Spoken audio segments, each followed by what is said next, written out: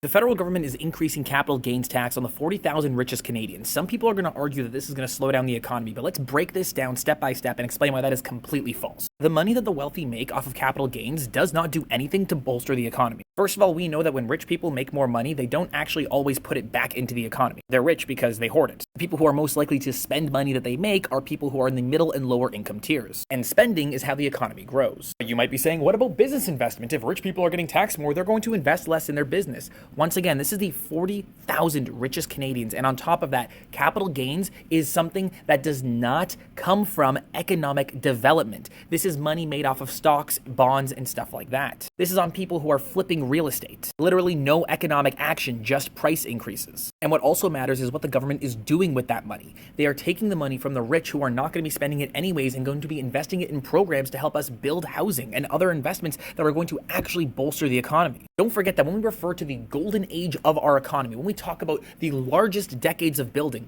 post-World War II up until the 1980s, that is when capital gains were taxed at 75%, and some income taxes were also as high as 70 to 80%. When there are high taxes, that is when we see the largest amount of economic growth. Not high taxes on the average individual, but high taxes on the wealthy. Why?